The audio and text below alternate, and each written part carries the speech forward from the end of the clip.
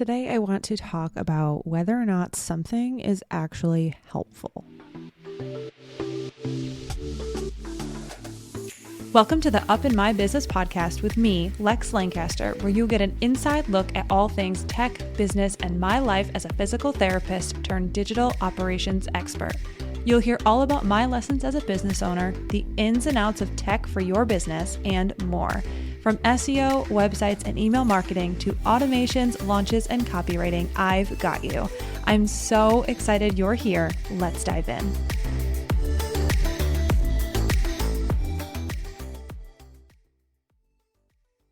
This episode is brought to you by Jane, a clinic management software built to help you focus on what matters most, your patients.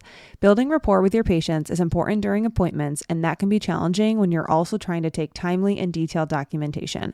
That's why Jane built AI Scribe to help you document important information without the manual note-taking. This feature transforms your sessions, seriously, it's amazing, into chart entries, and all you have to do is review your notes, sign the chart, and you're done.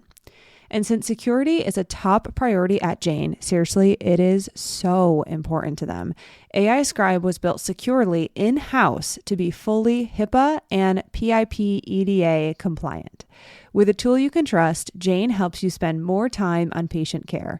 To learn more about how Jane can help change how you feel about documentation, head to meet.jane.app/documentation to book a demo or sign up.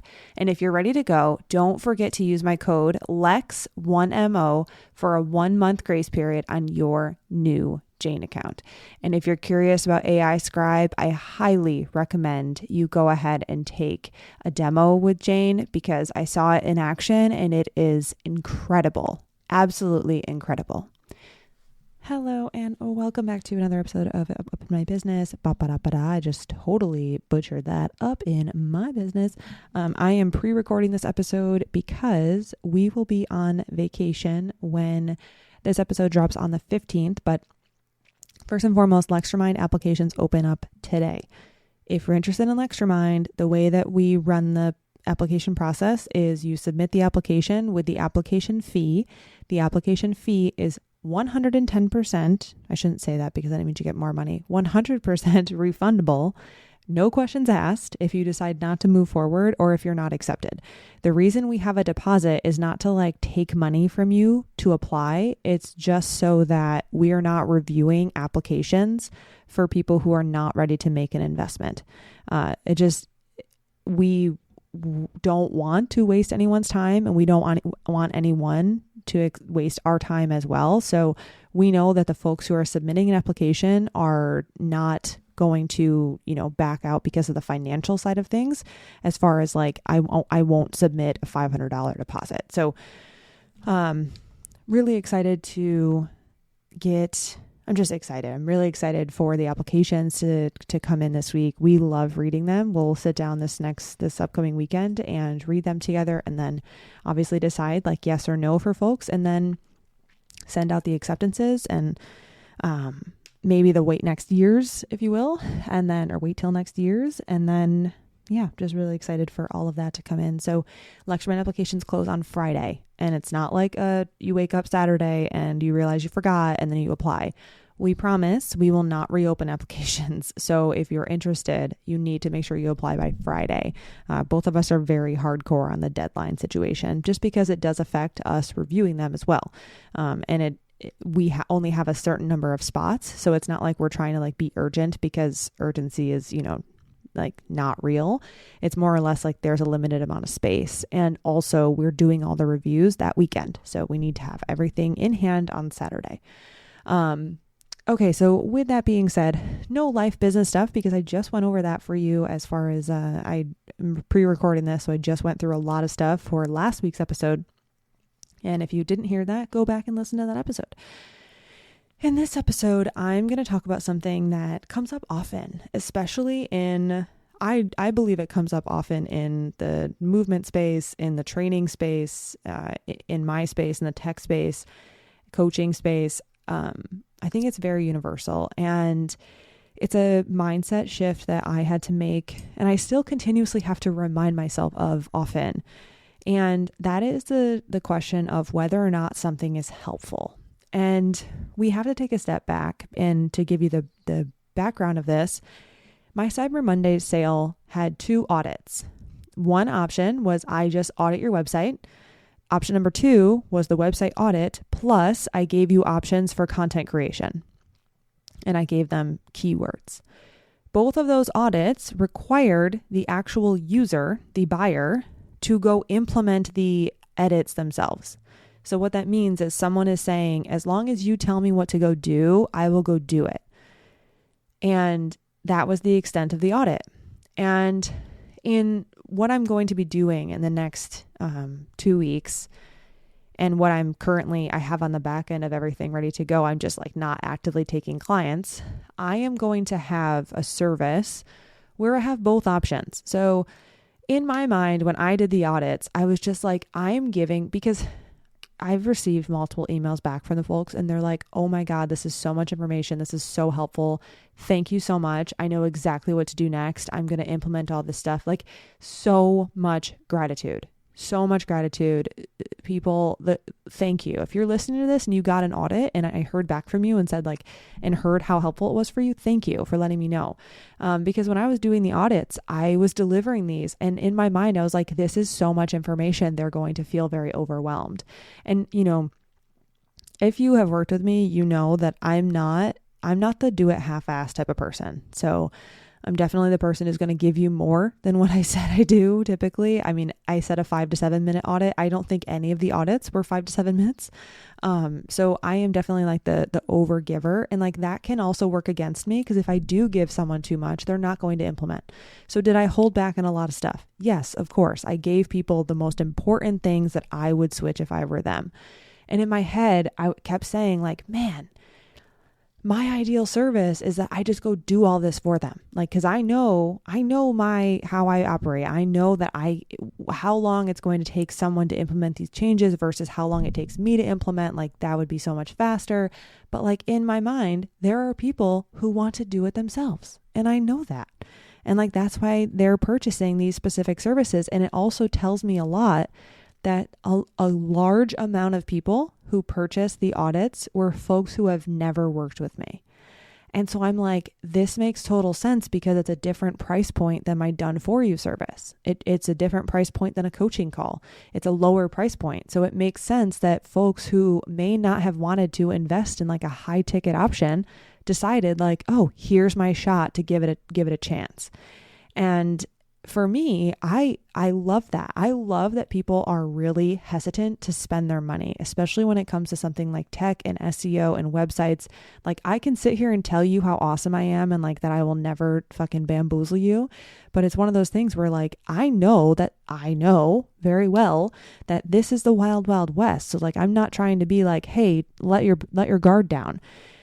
So in my mind, and like, there's also a very large amount of people who like to do things themselves and like don't want to hire out. And I think that's beautiful. That's a beautiful thing. So when I talk about this episode of like, is it helpful? Is it not helpful?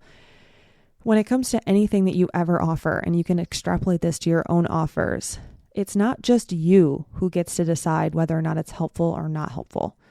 It's not just you. And if you make it just about you, is it helpful or is it not helpful? Your bias is going to come out and say like, actually, I think I could do better. I could give this person this. If I did it for them, that would be more helpful. That may not be more helpful for someone else. So sometimes we can assess things, and as we're assessing offers at the end of the month, or as we're wanting to give, and someone isn't wanting the same thing. Example is my coaching service, meaning the service that I invest in with Betsy for training. I know that she likely wants to check in with me more than I check in with her, just because I'm like, I will go do the thing, tell me what to do, I'll go do it. Like, you don't have to like check in on me and make sure I'm okay. Like, and I told her that. I was like, it's not a reflection of you. It's the fact that like, I'm quiet. I will just go do the things and I'll check the box. And I know that she's the person who would love to check in on me more, which I don't tell her not to, but I think she knows like I'm not sending her feedback all the time. And so in her mind, she could be like, man, is this actually helpful for her? Like, if I'm not checking in all the time, is she getting what she needs? And on my side of the street, I'm like, yes, I'm getting everything I need. Everything I need is taken care of. You're doing everything you need to do. If she never checked in on me and just gave me workouts, I'd be 110% happy, right? So it's one of those things where we may feel like our service or what we're offering is not helpful because someone isn't taking advantage of every single thing that's included within the offer. But just know that on the other side of the street, in that person's mind, they may be getting everything that they need.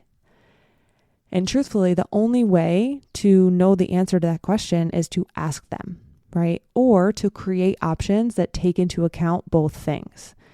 And an example of that is going to be these future offers that I have for the audits. I'm going to have a lower ticket audit. The lower ticket audit is going to exist because I know that people like to do things themselves, and just having my eyes on their website and telling them what to do is extremely helpful. I'm also going to have a done for you service where I will not only audit, but I will edit. And that will be a higher price point, obviously, because I'm doing the work for them.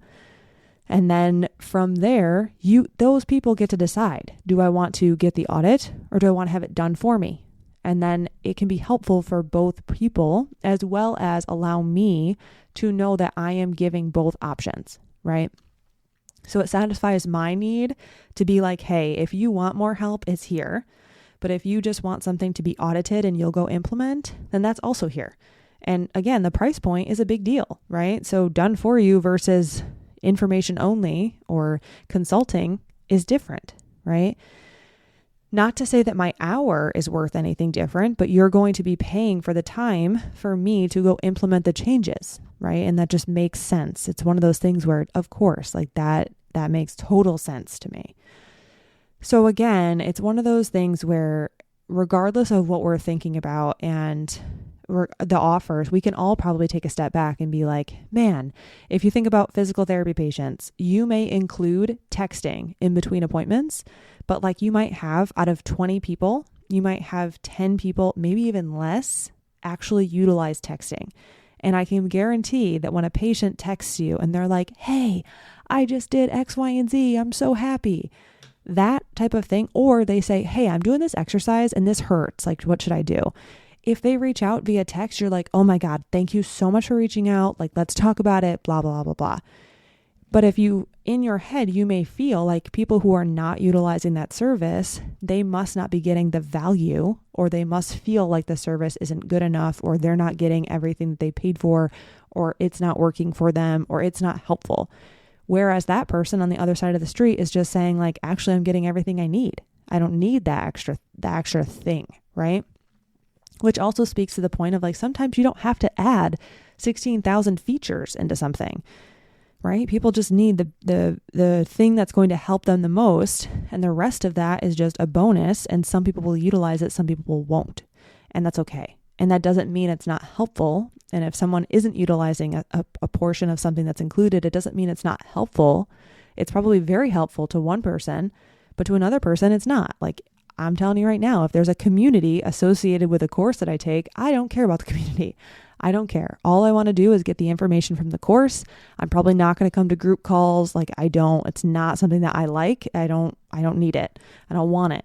But that doesn't mean it's any less valuable or any less helpful to me, right? I know it's there. If I need it, I'll use it, but I have exactly what I need without utilizing it. Okay. So the long and the short there is that I just want you to consider, if you're ever contemplating, is this actually helpful, or am I creating something that I feel is helpful, but people aren't utilizing it? So is it actually helpful? Like, do I need to change it? Understand that you can just ask people if they're getting everything they need. And you can also just understand that helpful is very subjective. And people need very different things. And even if they're not using all 37 features that are within the offer that you have, by just utilizing the two most important ones, they're getting everything they need. And they are just as happy as the person who is utilizing all 37 features. So I hope that helps. And I hope that allows you to maybe think about your services, your offers, and the way that you are, I don't want to say judging, but assessing your current offers that you have now or things you're thinking about launching. Alrighty, that's all I have for you today. If you're thinking about joining LectureMind, don't forget to submit your application by Friday. But again, that's all I got. Thank you so much for listening. I will catch you next time.